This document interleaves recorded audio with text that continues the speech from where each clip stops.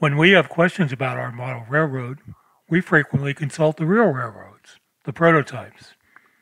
Some examples are very good, while others may disappoint. Not surprisingly, no matter what we want to do, there is probably a corresponding prototype. So welcome to this episode where we will learn that there's a prototype for everything.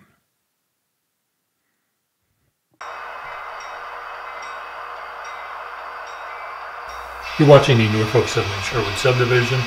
I'm Harold, thanks for watching. So, you've damaged one of your light poles. Should you fix it? Probably, but the prototype may have a different answer. The prototype doesn't always fix damaged light poles.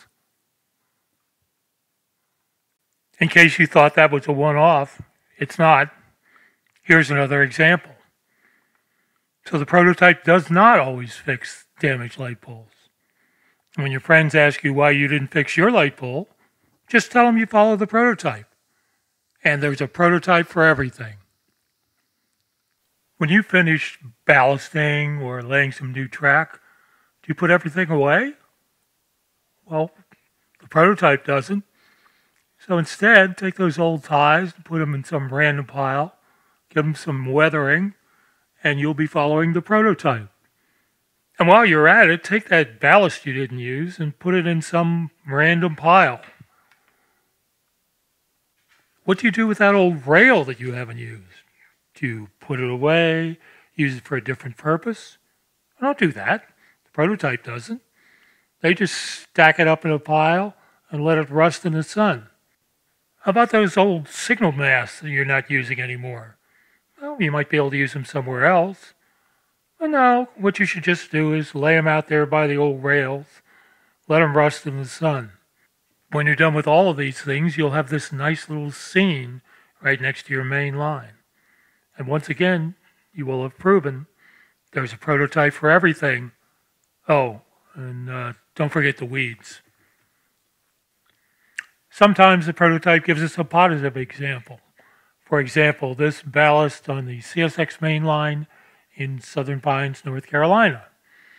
Beautiful slope, nice ballast, it's all in place, it's not covering the ties. Many of us have made ballasting videos with the objective of having ballast that looks exactly like this. But then you say, well, that's great, except us modelers, we have to do all this manually. Whereas the prototype, they bring in all this fancy equipment to achieve this result. But not always. We have now moved about 500 yards from where we were before, and we are opposite the Amtrak station in Southern Pines, North Carolina. And you'll see that wall with the yellow line in the background. That's the passenger platform. So this is a case where the railroad could not bring in all that fancy equipment to do the ballast, but it looks pretty good. Without all that equipment, the railroad had to do this manually, and they did a pretty good job. So the conclusion is not only in appearance, but also in method. The modeler and the real railroad followed the same procedures, proving once again there's a prototype for everything. How about this ballast? Not nearly as good as what we saw before, but this has some applicability to a lot of our model railroads. You could use this as a model for, let's say, a branch line, or perhaps a disused siding, something that doesn't get a lot of traffic. Nevertheless, it's something from the prototype that once again tells us there's a prototype for everything. Thanks for watching this episode of There's a Prototype for Everything, brought to you by the Norfolk Southern Sherwood Subdivision.